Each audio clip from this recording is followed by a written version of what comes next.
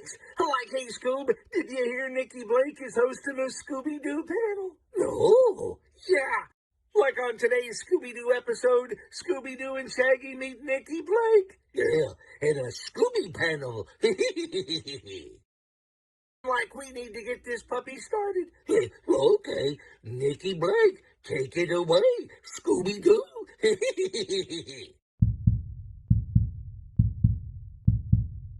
On today's episode of the Scooby Panel, Nikki and Wendy meet animator, writer, cartoonist, and Disney legend Floyd Norman.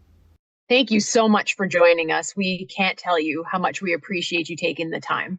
Well, I don't know how much help I'll be because, good heavens, Scooby-Doo was a long time ago. Yes. And, a lot has gone on in my career. Can't remember half of it, but I don't know how much help I'll be, but I did indeed work at Hanna-Barbera in the 1970s, up and through the 80s. Had a wonderful time there, lots of fun. But in the 80s, I returned to the Walt Disney Studios and, left Scooby behind. Yeah. Well, we have a whole bunch of questions for you, a whole range. So they're not just about Scooby. No, they're not. Okay. I'm sure there are experts more knowledgeable than myself. I don't know about that. I mean, you're a legend. I can't. No, I'm just old. I'm just really, really old. Yeah. You can be both. You Yeah. look great. I have to. You look great. We would have never in a million years. I mean, that's amazing. And we know it's past your birthday, but happy 90th birthday. Well, my goodness, I wish we could somehow transport you a slice of cake or something with some candles, but happy birthday. And we're so happy that you're still around to talk to us and everything that you've done and are doing. We want to just appreciate you and let you know how much you are loved and appreciated, and that so much of what you have done is going to continue on, hopefully for another 50, 100 years. I can't imagine that all of those shows are not, they've been around this long. I think that they're going to continue, and they were pretty special because people like you had the passion to work with them and make them what they needed to be. Well, I was only one of many people, talented women and men who made these cartoons so many years ago. And we're just delighted that our work is remembered and loved by so many people. Yeah, it definitely is. Yeah. So you've worked on some amazing films and shows: Sleeping Beauty, 101 Dalmatians, The Sword and the Stone, The Smurfs, Scooby-Doo, Monsters, Inc., and so many more. Yeah, I guess my main career was at Disney. Yeah. I ended up at Hanna-Barbera only by caprice. Funny how things happen in life. But I got booted out of Disney in around about 1972. I was an animator on Robin Hood I think I started that film in 1971. By 1972, the management of Disney had enough of me. I guess we had been, fighting a little bit. And they basically said, you're welcome to leave anytime you'd like. Wow. So I went to Hanna-Barbera that same year and immediately began kind of like a whole new career working on Saturday morning television. My first show was Josie and the Pussycats at Hanna-Barbera. Yeah. Is that what you most enjoyed working on at Hanna-Barbera, or do you have a different Hanna-Barbera favorite that you worked on? Oh, good heavens. At Hanna-Barbera, you worked on so much material. It's difficult to even have a favorite because I can't even remember half of what I worked on because there was just so much. You could name the shows, and there was so many. When you think of the Flintstones, you think of the Jetsons, you think of Scooby-Doo and Wheelie and the Chopper Bunch, Josie and the Pussycats, the Smurfs. The list goes on. And I don't think I had any particular favorites. You know, we had a job to do. It was quite unlike Disney, where Disney you had a good deal more time, a good deal more money to lavish on production. Hanna-Barbera, we were working in Saturday morning television, where the job number one was just to get the shows done. You know, get each season completed as quickly and cheaply as possible. Yeah. And so that's what we did. So they were really quite different jobs, but I enjoyed them both. I did read that you didn't like working on Scooby-Doo. Is that Well, it's okay if you didn't. We won't judge. no, look, I don't want to beat up on Scooby because I have a lot of good Scooby memories. It's just that on some of these shows, you work on so many of them for so many weeks and months and years. After a while, you get kind of tired of them. It's not that you hate them or anything, Yeah. but you get kind of burned out. So I did so many Scoobies over the years, you know. But, you know, I look back on it, it was all enjoyable. It was all fun. I didn't dislike Scooby. Matter of fact, I was always amazed that he was so embraced by our audiences. People truly loved Scooby, and they loved all the kids. And we went out solving mysteries, and you know, did that over and over again. You know, I often say we did the same show over and over again. But there you go. Audiences seemed to like it, so we kept on doing it. Can you describe the moment that you realized animation could actually be your work's life? Sorry, your life's work. Oh my. Well, that goes back all the way back to middle school.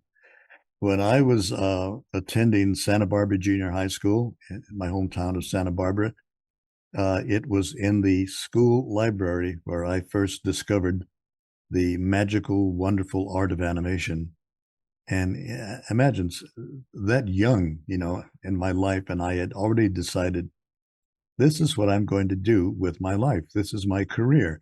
I had no doubt that this would be my lifetime career.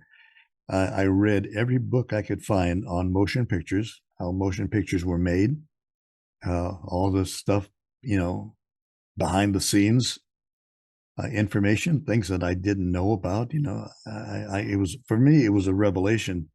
And this was not just animation. This was live action as well. I really fell in love with the medium of film and storytelling through motion pictures. I guess I was always fascinated by storytelling. Back in my day, we had older men and women who would come to us kids in school and basically sit us down and tell us a story. Sadly, I don't think this is done anymore, but when I was a kid, this was a regular thing. Starting with elementary school through middle school, I think it stopped by the time we got to high school. I guess we were too old for such stuff. But I remember as a young kid being just delighted to have storytellers come and tell us stories. It was fascinating, you know, much more fascinating than I think about the big screen motion pictures and television we see today. But just having an older person, you know, set us down sometimes around the campfire. If it was in summertime and we were at summer camp, they would set all of us kids around the campfire and tell us these incredibly, you know, engaging stories that were so vivid, so real. And I think that's when I developed my love for storytelling and knew that one day I wanted to be a storyteller. And if all worked out, I wanted to be able to tell those stories at the Walt Disney Studio. I mean, where else could you find such a magical place to create and tell stories and entertain audiences around the world? It's, for me, it seemed like the best job in the world. That's wonderful. Yeah. Was there a specific mentor or moment early in your career that completely shifted the way you saw storytelling? Probably the fact that as a kid, I was raised on Disney material. I often like to tell the story how I would sit during long summer days, I would sit in the back seat of my father's car. It would be parked in the driveway, and I would sit in the back seat of my dad's car and read these fascinating Mickey Mouse adventures. I was just enthralled by Mickey and all of the adventures he went on, never knowing that one day I would also write Mickey Mouse stories and take Mickey Mouse on adventures around the world. As this time, not as a kid reading the stories, but as a writer creating the stories. So, for me, it was a kid's dream come true. I did exactly what I wanted to do, exactly what I loved. And, I guess I had found my direction fairly early in life, and so from middle school on through high school, through college, I always knew that I would be headed for Hollywood and headed for the Walt Disney Studio, and that I would be making movies and telling stories. And honestly, that's what I've had the privilege of spending my life doing. Not everybody gets to do what they dream of doing as a kid. I had childhood dreams. Unlike a lot of people, I guess, my dreams became reality. I got to do the very thing that I wanted to do and loved. And so I spent my life doing that. And it's just been, it's been great. It's never been dull. It's always been exciting. It's always been just a labor of love. And I'm so delighted that so many young boys and girls were entertained by the stuff we put on the big screen, on the small screen too. But I think the big screen was really magical. So yeah, I was very, very lucky to be able to have the best job in the world. I love that you are so excited about doing it for a living, because we have talked to some people who said it was just a job, but to you, it truly was your dream. Yeah, it was never just a job, and the fun part about what I do, I mean, I draw almost every day, and here's oh, that's wonderful. That's the great. drawing I just completed. Wow. That's Beautiful. Roger Rabbit and Jessica. Beautiful. He makes her laugh. I had a delightful time watching this project, grow into a full-fledged motion picture. It started out being just kind of an idea a bunch of the guys and gals had at Disney, and we began to play around with this Roger Rabbit idea, but it never seemed to go anywhere. It went on for years, as we, experimented, shot test footage, played around with it. But it wasn't until the early 80s when Disney was under new management, and we had a relationship with Steven Spielberg, and Roger Rabbit, that had been, I think, around for like a decade, and it wasn't going anywhere. Steven Spielberg contacted Michael Eisner and said, I'd like to do something with this. And Robert Zemeckis was willing to sign on as director of the film. And lo and behold, Roger Rabbit became a reality, became a motion picture. And, sometimes these things happen, sometimes they don't. But in the case of Roger, I was just delighted that we were able to finally make that movie, because it was very much a movie about us. It's a movie about cartoons, about, tune making and all this silliness that goes in that. And we kind of turned it into a noir mystery, the dark intrigue, intriguing Hollywood with all kinds of stuff going on behind the scenes. But it was a delightful film, and on its first release, it did quite well. So well that I was handed a number of additional scripts, and we were going to do a Roger Rabbit #2, a sequel to the original film.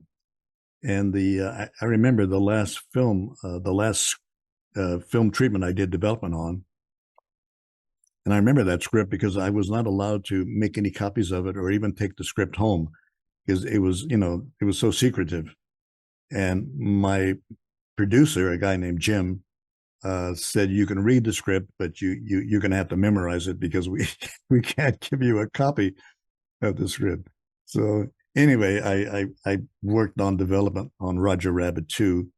Regretfully, that film was never made because Steven Spielberg and Michael Eisner could not reach an agreement.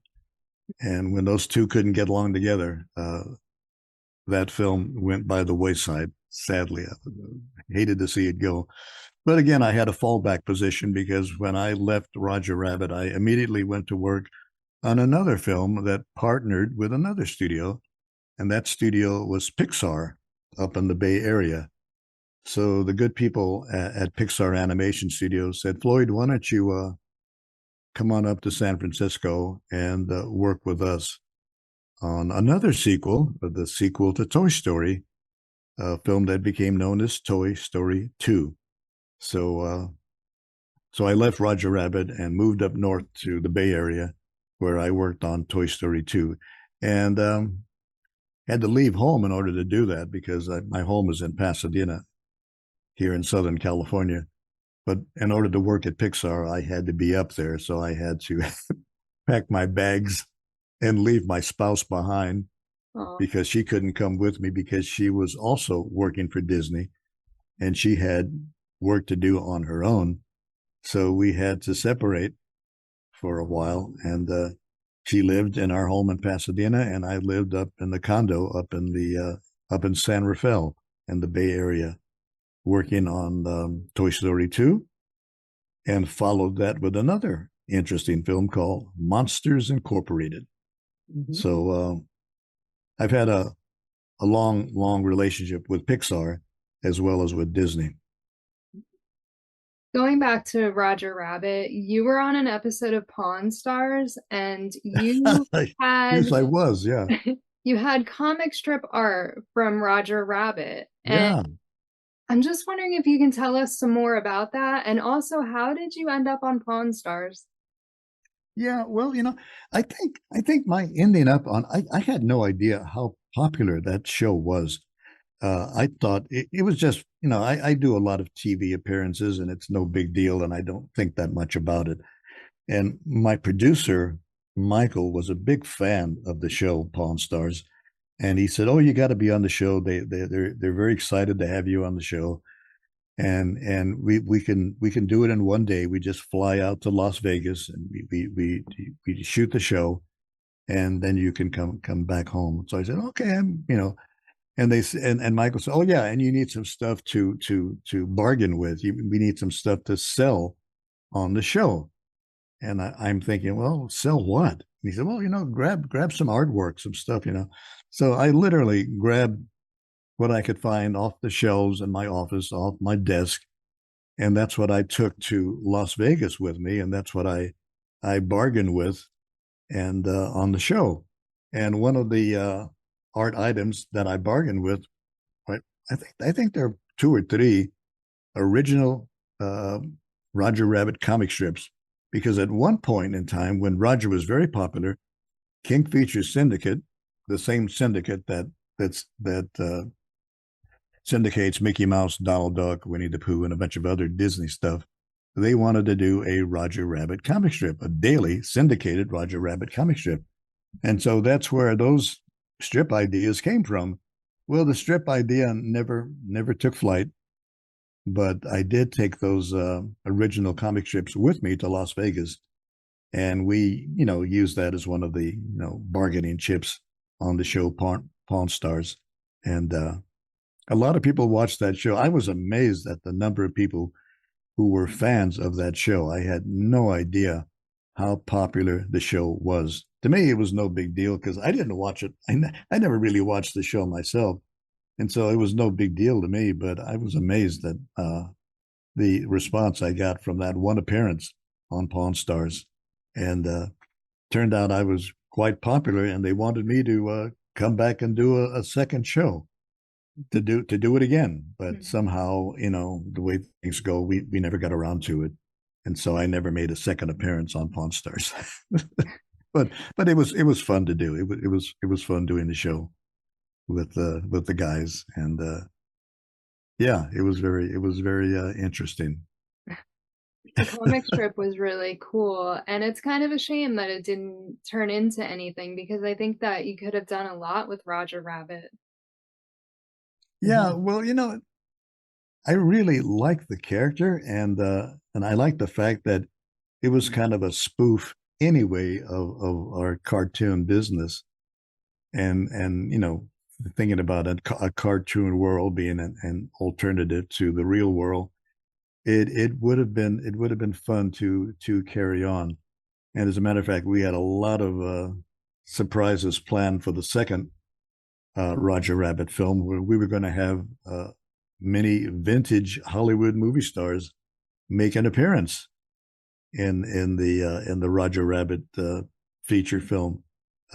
Sadly, because the film never got a green light, we never did it, and so all of these wacky and zany and funny ideas we had planned never made it to the silver screen. But that's the way it goes in Hollywood. A lot of things you have planned don't always make it. Yeah. It's just the nature of our business. It's a very capricious business. Mm-hmm. Yeah. It's very popular right now, rebooting shows or giving them sequels many, many years after the fact. Oh, yeah. How would you feel if they tried to reboot Roger Rabbit? Do you think that there's anyone in Hollywood right now that would do it justice to what you think would be, worth doing it? Oh, yeah. I think, the talent's there, as a matter of fact, I was going through a list of actors that we were considering for the Roger Rabbit sequel, and trying to think of some of the names that came up. But we had considered a number of new directors, because Bob Zemeckis said he did not want to direct the film again. He didn't want to do it again. He figured once was enough. So we had a list of directors we were considering, and a list of actors. I remember Jim Carrey being one of the actors we had considered being in this film, because Jim Carrey is pretty much a cartoon character all by himself.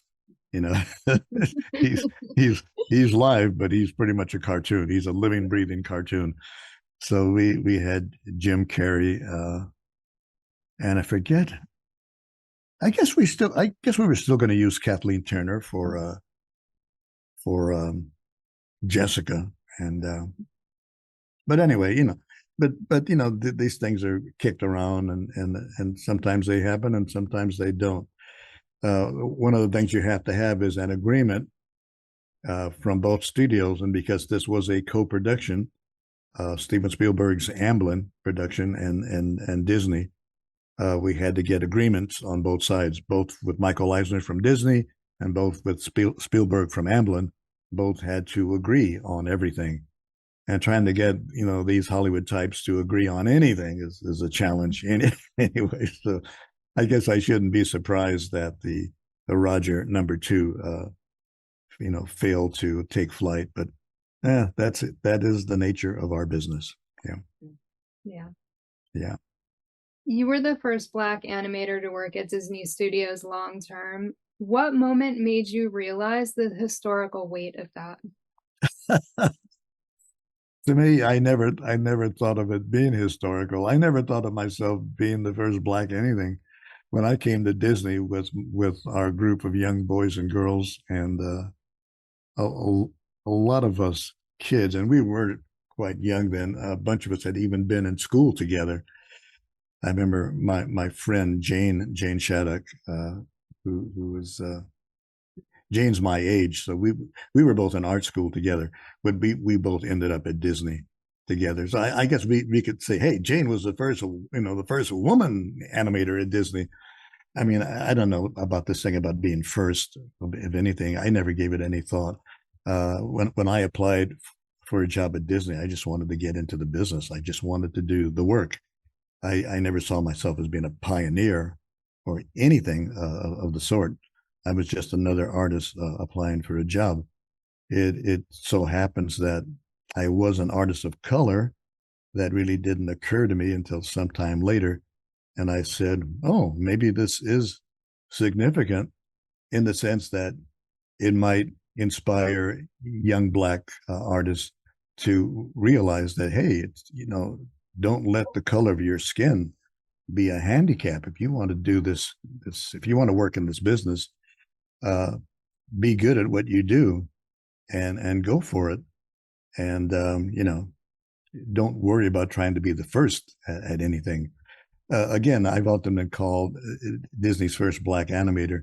And oddly enough, I never even earned the title of animator, because I was on my way learning my craft and hoping to one day be a Disney animator, when all of a sudden that trajectory was interrupted by none other than Walt Disney himself.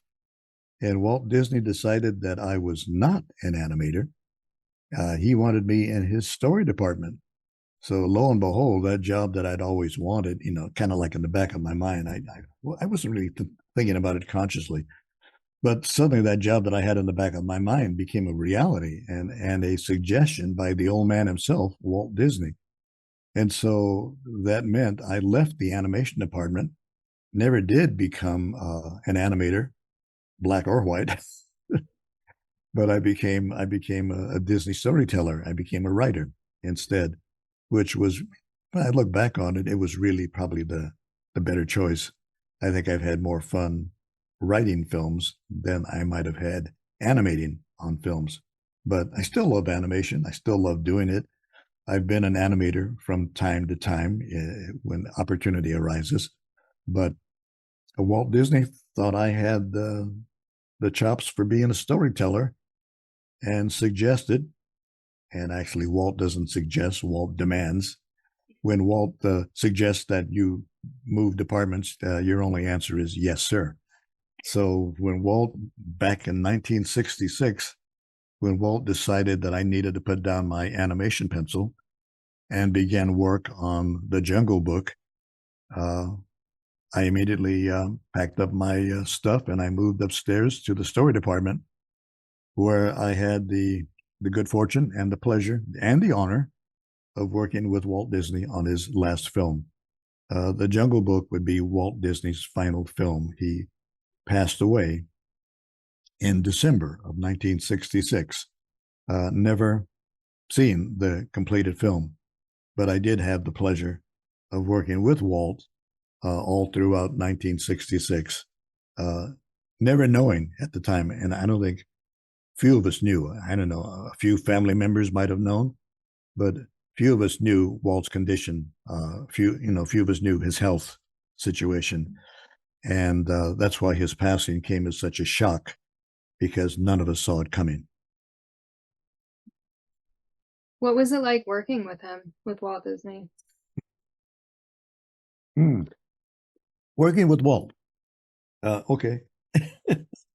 It's terrifying. Terrifying. No, it's amazing.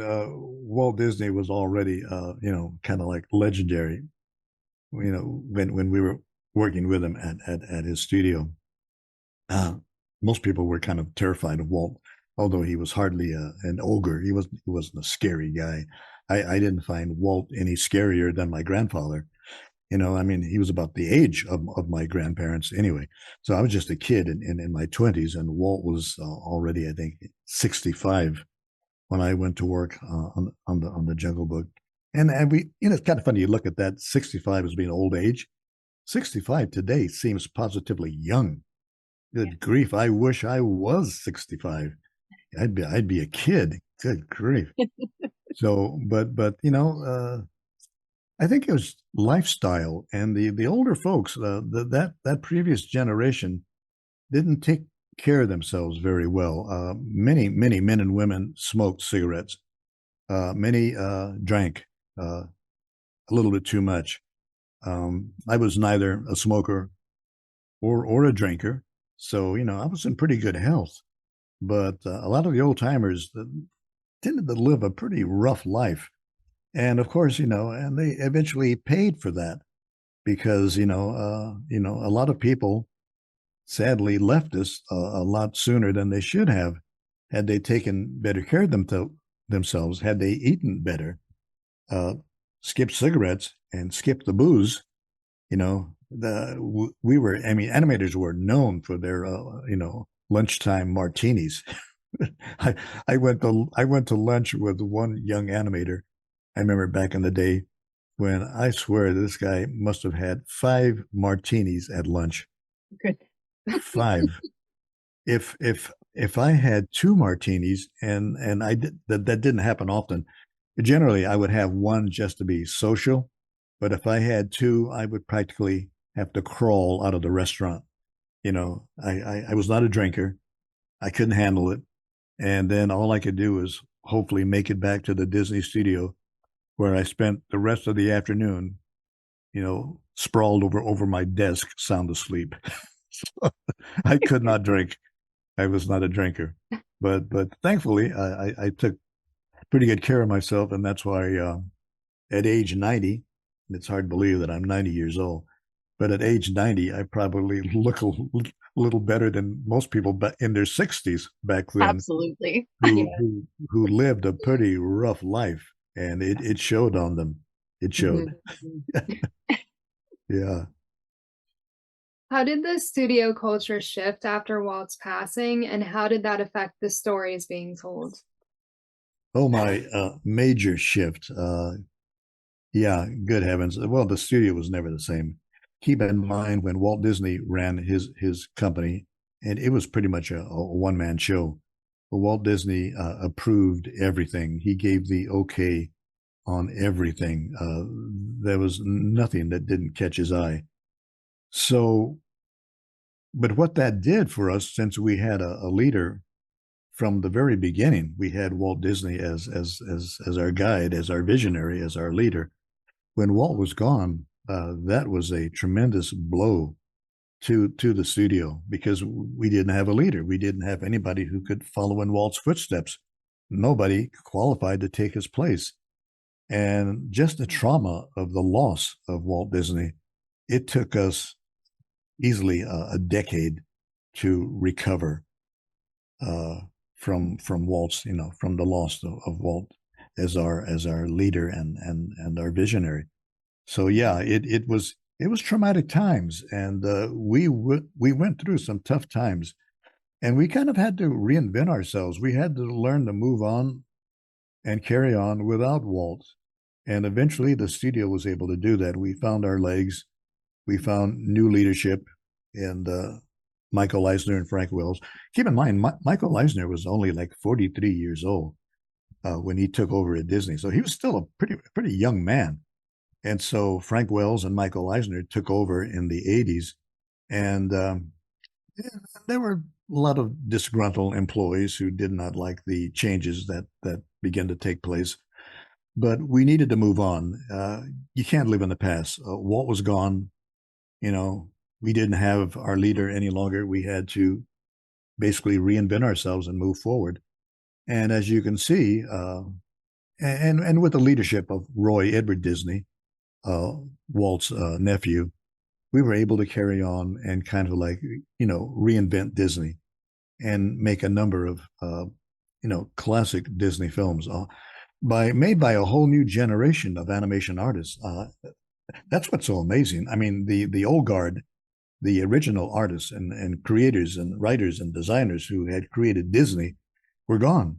And so here we had a whole new generation of young men and women who would have to step into the footsteps of those industry veterans. They'd have to take over. They'd have to become the storytellers and the animators and the designers and the songwriters, you know, in this new era in the 80s and the 90s.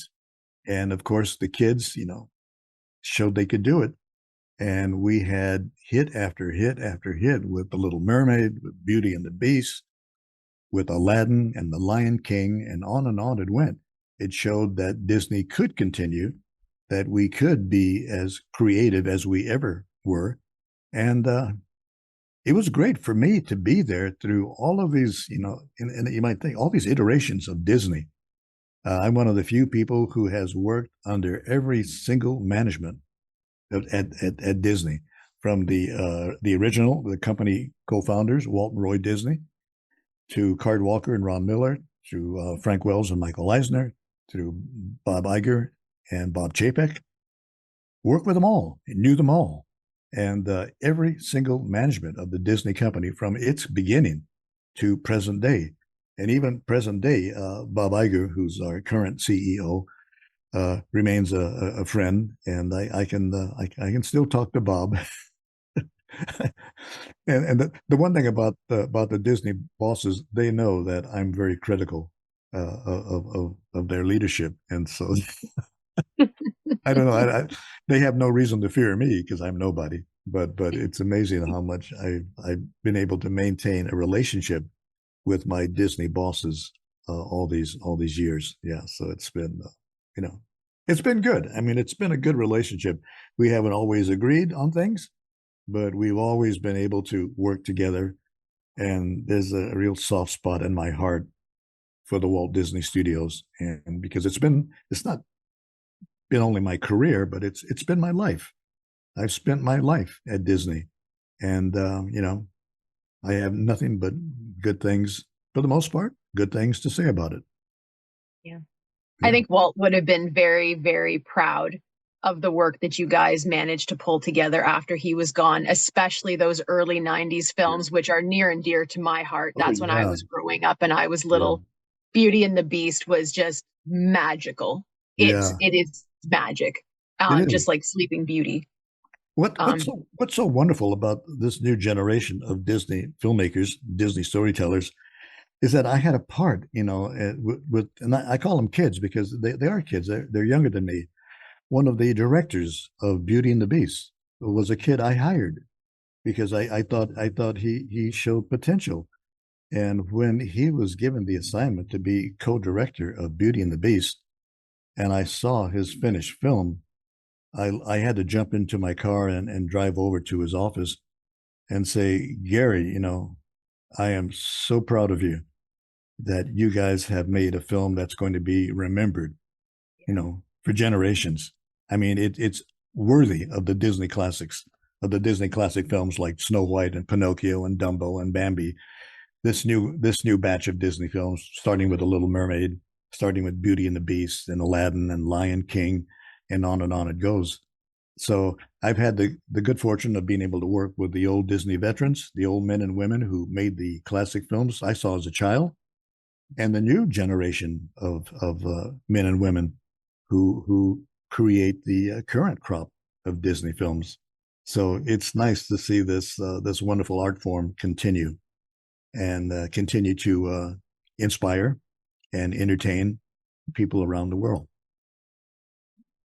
If you could bring one principle from the old Disney or Hanna-Barbera days into modern animation studios, what would it be? I think you have to be conscious of, you have to bring sincerity to your storytelling. It's one of the things Walt Disney was always big on. Walt was hardly a cynic. He was a softie. He liked cornball stuff. He said, I'm cornball, and I admit it. I'm used to it. It's okay to be corny. And I think that lack of cynicism, that open honesty you get in a Disney film, where you're not ashamed to laugh, you're not ashamed to cry, you're not afraid to feel emotion. Walt was very big on that. He wanted to touch people, he wanted to move people. And I feel as a storyteller, I always strive to do my best when I'm telling a story to put something in that story that resonates with people and that they're going to take with them and that they're going to remember. And it's great to see this on the face of an adult. It's great to see the smiles on the face of a child. And one of the things the old man always taught us when we were coming up as kids, he said, don't look at the screen, don't look at the movie, look at the audience. The audience, that's who you want to reach, that's who you want to touch. Look at their faces. And when you see the smiling face of a child watching something you've done, something you put on screen, that makes you feel really good. That's pretty heady stuff. And I'm very proud of the work I've done. And it's been, again, more than just a job. It's been an honor. It's been a privilege.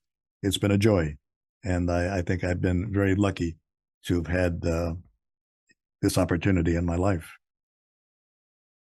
Well, they were definitely lucky to have someone with so much passion working there too. Everyone that had that passion. Yeah. You guys are the reason that those films had the soul that they have. That's the writers and the animators, the directors, everyone that had a passion for what they were doing. You all put a piece of yourself into it, and that no one will ever convince me that that's not obvious in the finished product of something, whether or not the people who worked on it loved it or they didn't care. Right, right. Well, we're artists at heart, and we're softies, we love, we're soft and squishy, and and I'm not ashamed to cry. As a matter of fact, I told one young filmmaker whose film that I had screened at the Disney studio, I said, you made me do two very important things. When I watched your movie, you made me laugh and you made me cry. And I said, you've done your job. If you can do that, you've done your job as a storyteller. Absolutely. Yeah. So both Disney and Hanna-Barbera, I think, took their role of creating good content for children very, very seriously. So sometimes I wonder, but well, sometimes I wonder. Maybe not all the time, maybe 95% of the time. Yeah. Having worked at both studios, though, did you find that their approach to doing that differed at all? And in how they set out to attain the goal of both entertaining children, but also teaching them something and giving them a bit of that life lesson that Disney movies for sure definitely have. And we talk a lot about shows like Scooby, and you can take life lessons from that too. Yeah, you can. Right. I think I've been very, very lucky that I've worked for some great bosses during my career. I had great bosses at Disney when I worked there, but also at Hanna-Barbera, even though we were doing very much a different kind of storytelling. I always got along well with my bosses. Joe Barbera and Bill Hanna were two gentlemen that I had the opportunity to really get to work with and get to know them. We always called them Mr. Hanna and Mr. Barbera. We called them this out of respect. These old timers had been around, since we were kids. They were making Tom and Jerry over at MGM when we were little kids, and so we had a good deal of respect for these old gentlemen, and it was just a pleasure to work with them and to work for them. Not only did I work for Mr. Hanna and Mr. Barbera, I worked for a guy named Mr. Avery. You know him as Tex Avery, and he was a legendary animation director, and I consider myself very lucky to have had the privilege of working with Tex Avery. Although he said, "Don't call me Tex, my name is Fred," but we couldn't help but call him by that famous nickname, because for us he was always Tex Avery. So again, like I said, we worked for these old gentlemen who were old enough to be our parents or grandparents in some cases, but it was just a privilege to work for them, and and to have heroes. I mean, all of us kids, and a lot of us we started out very young. I began my career pretty much in my early 20s, so we were all kids, and these old gentlemen we worked for were up in years, more the age of our grandparents. But they treated us well. They were patient with us kids. We had a lot to learn. We had a lot of growing to do. But I came into this business at a very special time, where I had the opportunity to work on both the Saturday morning cartoons for Hanna-Barbera, and to work for the lavish Disney feature films, where we had a good deal more time and a good deal more money to lavish on production.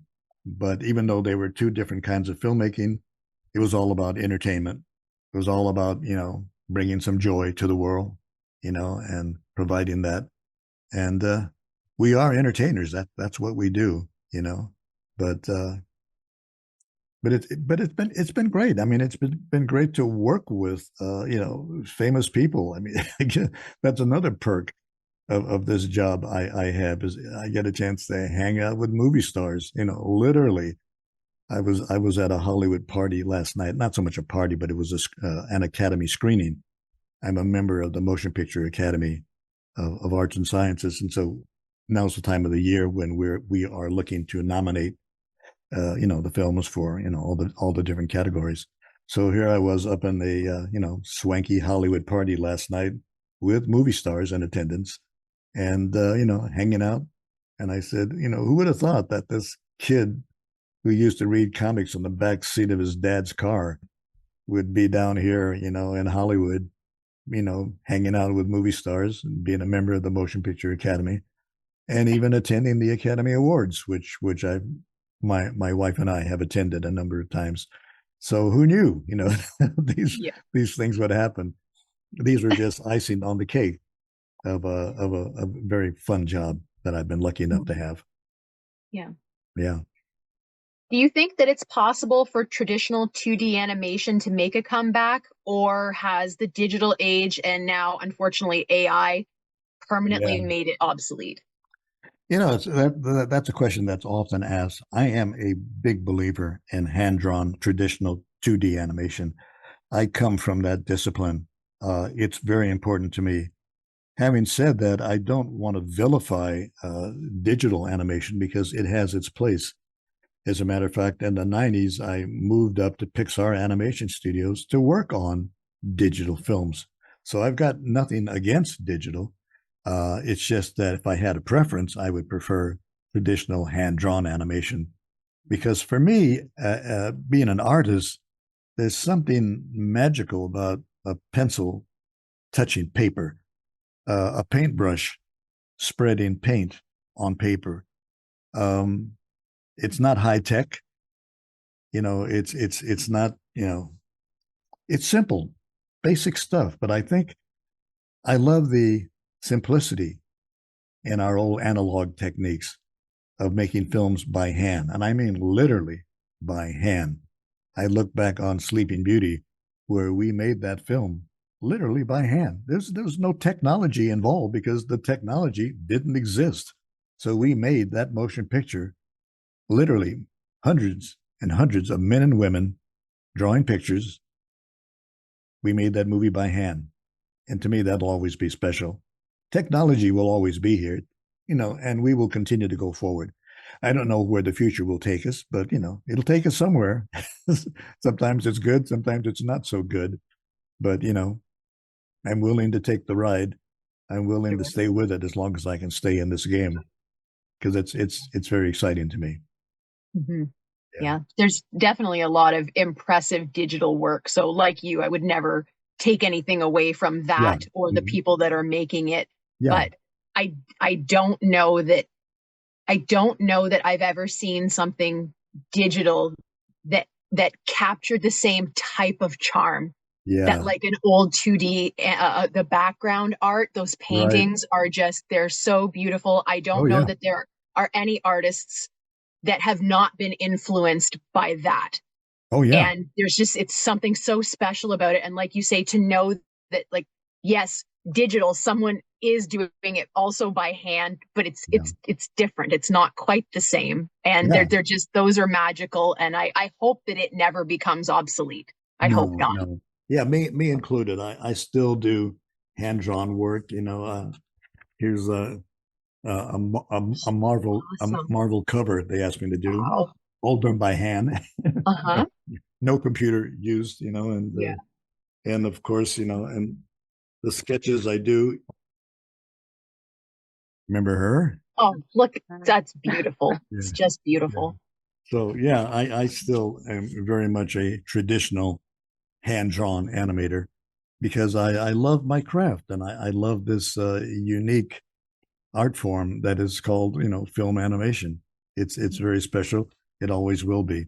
The technology will always be there because technology doesn't go away. Sometimes we wish it would, but it'll always be here. But I think there's something unique about the artist, about his or her pencil touching that paper and bringing a drawing to life. Absolutely. Yeah. You've been creating for decades. What's your secret for staying creatively fresh? Maintaining the mindset of a child, knowing that there's always more to learn. There's always more to do. That when I retired, and I think I officially retired from Disney 20 years ago, I retired, but I never stopped working. I never stopped doing what I do. I never stopped, making films, and I still partner with Disney from time to time to do a job. If they give me a call and say, "Would you come over and help us out on this film?" I'm always delighted to jump back in and be a part of it all. A documentary I worked on a couple of years ago was a documentary on the history of Mickey Mouse, and I was very proud of that film. And we took it to South by Southwest to screen it for the first time.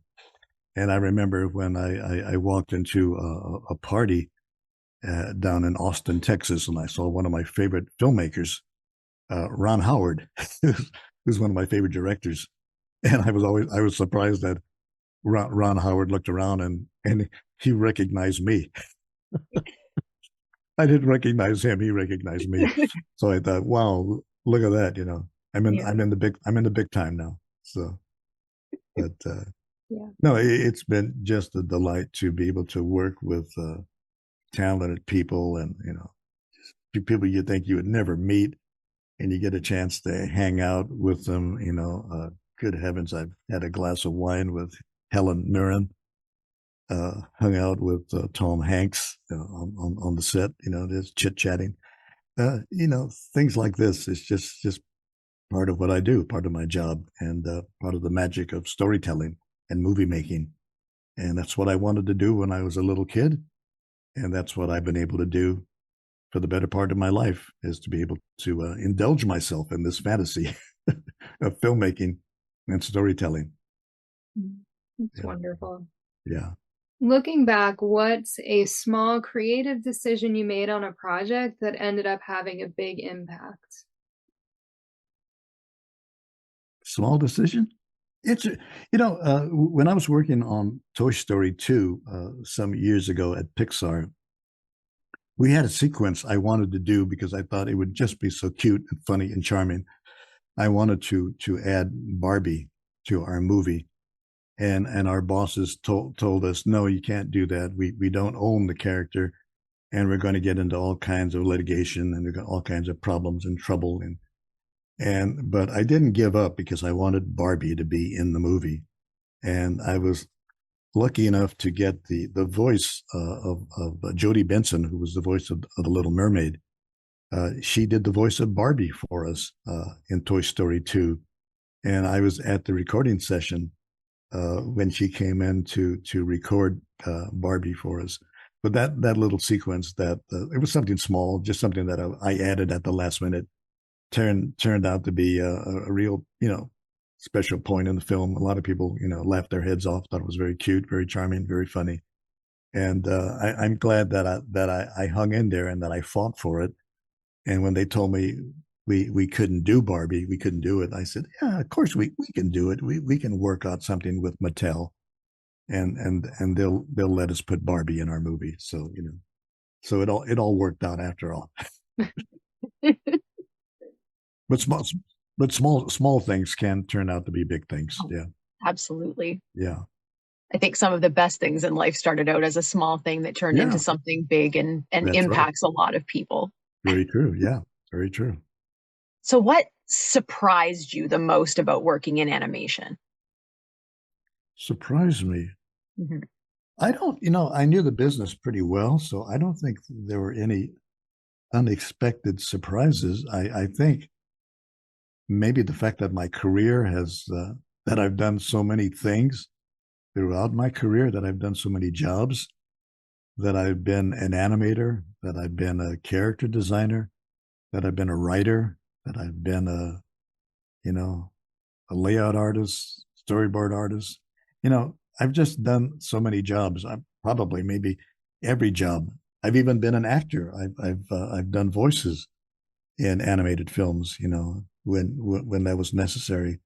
So, maybe the big surprise was the fact that I did so many jobs, not just one job where you get kind of stuck in you get pigeonholed, you get in a rut, you do one thing. I've had the opportunity to do many, many things. And, that's been a lot of fun. It's made the job that much more interesting because I've had a chance to just, just have a good time. Making films is, again, it's not just a job, it's also play. It's playful. And you know, what better than to have a job you can play at, you know, where we're going to work every day is not just work. We're going to work every day can be fun, because work can be fun, and maybe it should be fun. You know, it should be something we enjoy. So yeah, that's important. Absolutely. Yeah. Is there an animation project that you've worked on that you're disappointed isn't more well known? Yeah, you know, you win some, you lose some. Some projects do better than others. I don't want to attribute blame. There's some things that where I felt a certain picture might have gone a different way. But sometimes you're surprised by a film you think is weak, and it turns out to be a really strong film. So you just don't know. I never worry about whether a film I'm working on is going to be successful. I do the best I can. I give it all I've got, and I hope that the audience finds something in that work that you know, that entertains them. So I don't worry about it. It's like when I start a new project, when I start a new film, you know, you have no idea where this is going, even though you might have done it a dozen times before. When you start a new project, it's like you've never done it before. You're taking that first step, and you don't know where it's going to lead. And but I think that's also what makes the job so interesting, because you don't know. You don't know if you're working on a hit film or a disastrous flop. You don't know, but you give it all you got, and you do the best job you can, and then you leave it to the audience to decide whether or not you're a hopeless failure or you're a genius. You let them tell you.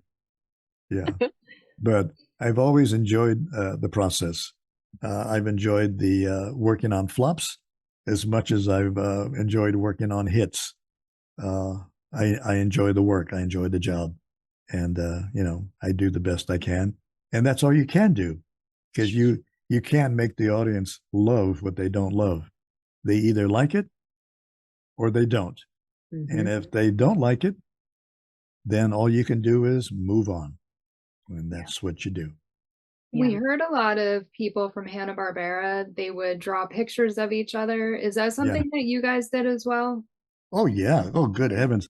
That tradition began in the animation business. One of the things we love to do is to beat upon each other. It's kind of funny. The guys from Pixar did a screenwriting seminar down here a few years ago, and I had just the grand old time, just, you know, basically just making fun of my colleagues, you know. And so again, these are cartoons, you know, and they're all drawn about my pals at Pixar. But that's what we do. We jab, we make fun of each other, and so drawing cartoons about our fellow artists is a long-standing animation tradition. That's what we do as cartoonists. As a matter of fact, it's you know, a lot of us consider it an honor to be mocked. You know, if somebody's making fun of you, you should be grateful for it, because you know, they obviously think there's something you're doing that is funny or interesting, or maybe you're funny. Who knows? But yeah, I'm an old gagster. As a matter of fact, a big part of why I got into Walt Disney's story department was because Walt Disney saw my gags. And keep in mind that a lot of those gags were of him. I was doing gags about Walt Disney, and Walt saw them. And instead of Walt getting angry and saying, "Who's drawing these funny pictures about me?" No, he recognized he was a kid who had a sense of humor, and who knew how to sell a gag. And gags were very important to Walt Disney, because he was all about entertainment. That's why the Jungle Cruise riverboat at Disneyland is full of those corny jokes. You know, the guy the guy or gal who leads the tour is always, you know, doing these awful jokes, these terrible puns and jokes. But Walt loved that kind of thing. It's corny, it's old fashioned, but it's kind of charming and delightful. So yeah. Being a jokester is a big part of what I do. Yeah. Well, I'm sure that all of these things also help keep you young, keeping that childish wonder of the world and of storytelling and just being young at heart, making fun of your friends, being made fun of, continuing to draw cartoons. I'm sure that helps keep you at least feeling young. Yeah. And that's why I like being around children, although my children and grandchildren are all pretty much grown up today. I had a visitor at the Walt Disney Studio yesterday. A 6-year-old girl was paying us a visit, and we were showing her around. And once again, it was great, you know, seeing her take all this in. You're seeing it through the eyes of a child, and that's important. You know, it's important that you don't become a cynical adult. You always want to be able to look at things through the eyes of a child. And so I like having kids around because they educate me. How did your kids feel about what you do? We've spoken to some people in the business where, unfortunately, their kids really don't show an interest in anything that they did. How did your kids feel about the fact that, you know, Dad worked at Disney and Hanna-Barbera and made all of these amazing cartoons? Everybody finds their own way, you know, and it didn't bother me one bit. When my twin daughters, I have twins. A lot of that was, I think, partly because I spent too much time on the set of The Parent Trap, and I ended up having a baby. I had twins instead of one girl. Had two girls, but again, it goes to show that the kids follow their own path. My twin daughters had no interest in filmmaking, cartoon making, any of this nonsense. My daughters had an interest in real estate and banking. That's what they did, and they're very good at it. So I'm very proud of them. But again, my children don't have to follow me. They don't have to do what I do. There's no pressure. There's no requirement. You follow your own path. And so since my daughters, they found their passion in banking and real estate, and they've been successful at it, that's great. You know, I'm happy to stand on the sidelines and cheer them on because they're doing what they want to do. Yeah. And that's what people should do. They should do what they want to do. They should do what brings them happiness and joy, you know, what they can be passionate about. It doesn't have to be what I do or what you do, but it has to be what they love. Yeah. I think that is important. Yeah. I think that is very much a hallmark of being a good parent, is that what you pass on to your kids is just passion for whatever it is you're passionate about. Do it to the absolute best of your ability. You don't have to do what I've done. You don't have to do what I think you should be doing. But if I can pass on my passion to you so that whatever you do, you're going to be successful, I think that's being a pretty good parent. You bet. Yeah. Yeah. Yeah. I tried to be a good parent. You know, I don't know how successful I've been, but you know, I think my wife gives us pretty high marks that overall we've been pretty good parents. Yeah. That's good. That's good. Looking back on an amazing career, was there ever an opportunity that came your way and you said no? So either maybe you were busy working on something else, so you couldn't work on this. Is there any opportunity that you passed up at the time that you look back now and you regret and you say, I wish that I would have done that? Yeah, I don't have any regrets in the choices I've made. A lot of things will come your way and you will have to pick and choose. If you're lucky enough to be able to have so many options, you know, good for you if you have to make that choice. But no, I don't look back and say, boy, oh boy, I wish I had done this or that instead of the choice I made. I'm pretty satisfied with my choices, and a lot of times you have to make the choices for the right reasons. I remember when I was away from the Disney studio, and for a number of years, and I decided to come back into filmmaking because I'd been away. And lo and behold, a lot of film studios, when they found out I was available, started making me offers, and I got offers from studios all over town. I was surprised. Well, guess what I did? Instead of taking the best offer, I took the lowest offer. Wouldn't you know it? I took the offer from the studio that offered the least amount of money. But you know why I made that choice? I realized that it's not about the money. It's not always about the money. I made the choice because I felt like this is where I need to be. This is what I need to do. Yeah, they don't pay as much, but money's not that important. What I do is important, and how I feel about what I do. So yeah. So I don't regret my choices. I think overall I probably made some pretty darn good choices. Definitely. Yeah. So after 90 years, Yeah. what is one of the most important pieces of advice that someone's given you? Wow. Well, I've gotten a lot of advice over the years, from a lot of old timers, a lot of sage advice from men and women, and the wise ones always said, you've only got one life. Live the best life you can.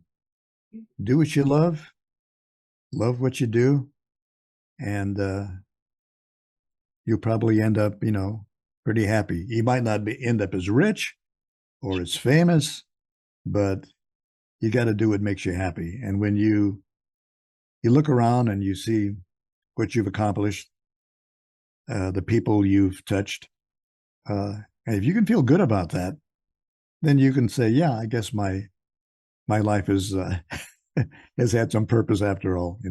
It's all been worthwhile. Yeah. Success is definitely not just measured in No. terms of money. And I wish that more people realize that you can have all the money in the world and not be successful because maybe you're miserable and alone, and you can have very little money and, in my opinion, be extremely successful in your life, and you can be proud of your life.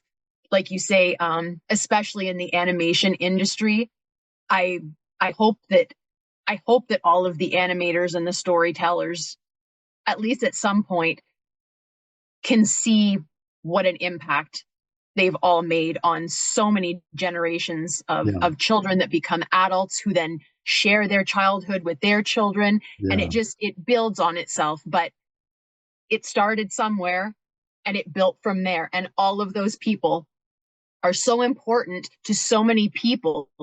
Even if someone never knows what your name is, I hope that you all still can go to sleep at night and think, wow, I made a difference to someone. I made somebody's life better, because to me, that's the biggest success of all. If you can do something positive in somebody's life, what more could you really ask for? That's right. And pass it on. Absolutely. Pass it on. Absolutely. One of the things that excites me today is I never wanted to be a full-time academic.